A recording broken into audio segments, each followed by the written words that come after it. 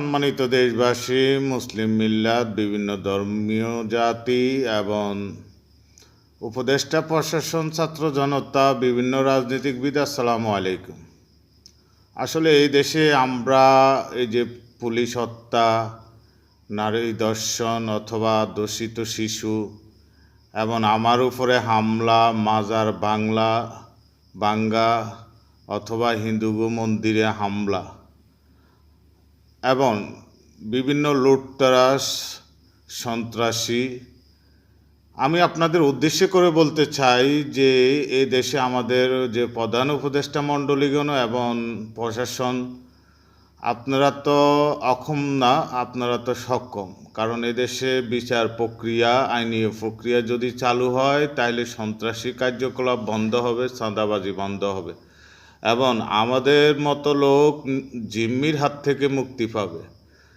কারণ আপনারা জানেন 15 জুলাই রাত্রে আমার উপরে সন্ত্রাসী হামলা হওয়ার পরে দিয়ে আমি এখনও জিম্মি পেরেশানি ফিল করতেছি। অথবা এই মহিলাকে আপনারা চিহ্নিত করে রাখবেন, এই লয়ারের পরিচয় দিতেছে, কিন্তু সেই কামারদন্যপুর বরন্দাজ ভাই রাইতে 12টা তার বাগান থেকে সেক্সুয়াল অবস্থায় পুলিশে তাকে অ্যারেস্ট করে, অথবা সে বিভিন্ন রমরমার দেহ ব্যবসা হইতে বিভিন্ন রাজনীতিকের ছত্র ছায়া নিয়ে আমাকে অনেক, তার অস্ত্র বাহিনী দিয়ে আমাকে অনেক জিম্মি পেরেশানি এবং আমার শত্রুপক্ষকে হাতে নিয়ে আমাকে হয়রানি করতেছে।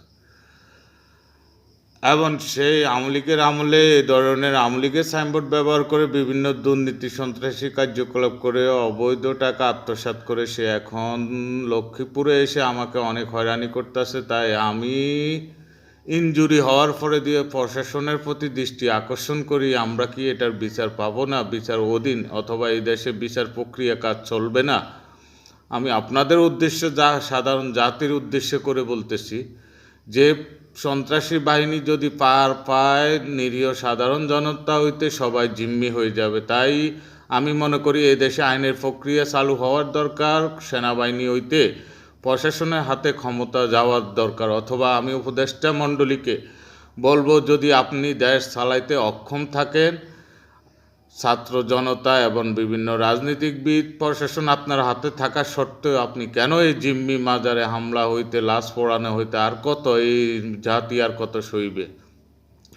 আপনি অক্ষম হইলে আপনি দেশ ছাড়েন অথবা ক্ষমতা আমার হাতে বুঝান। অন্তত 2 মাসের ভিতরে এদেরকে নিয়ে আমি এই দেশকে সংস্কার করব, অথবা এই দেশকে নেতৃত্ব দিয়ে মানুষকে হয়রানি, মানুষ হত্যা হইতে জিম্মি থেকে মুক্ত করবো ইনশাআল্লাহ। আসসালামু আলাইকুম।